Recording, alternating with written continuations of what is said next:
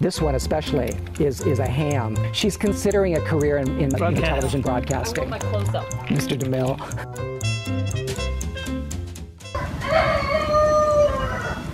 Why would somebody have a rooster? Do they need What happens? They do not. That's the most commonly asked question. Do I need a rooster to have eggs? And you do not.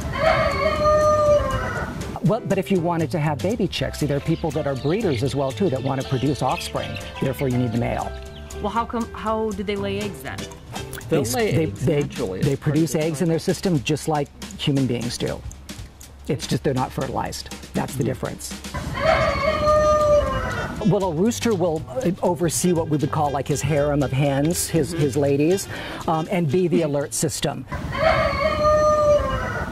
Always looking out for, especially for overhead predators in the city with hawks and things. They can tell by shadows whether it's a crow or a hawk as well too. It's amazing. Same thing on the ground. They can tell the difference between a dog predator, a raccoon, that type of thing. Oftentimes, I mean, they will go down, sacrifice their life to protect their flock. They're very noble creatures. They really are. But the males specifically, that would be their job in nature, is to protect that flock. Always on the lookout. Always on the lookout for predators.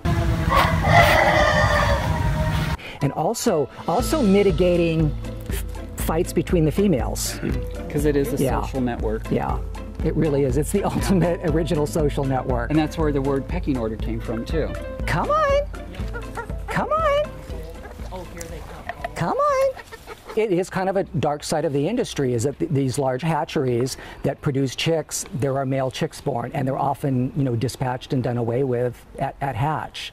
Only, certain ones are kept for breeding and that type of thing. We want backyard chicken keeping to be really enjoyable for people and not a stressor, and certainly not grow attached to something and have to get rid of it because they're illegal. So number one, you always want to avoid anything at the local feed stores that says straight run or SR. That means it's a 50-50 mix of males and females in there.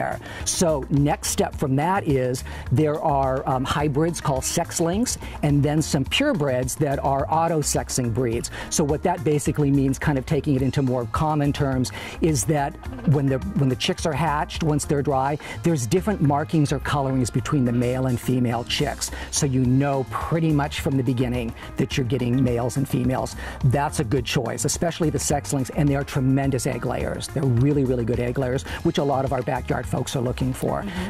Another step that's a really lovely thing is people can adopt battery hens, those are hens that have come from commercial egg farms. And these are birds that have been kept in battery cages, 6 or 7 to small enclosures. It's a lovely chance for them to actually live out the rest of their life and be a chicken.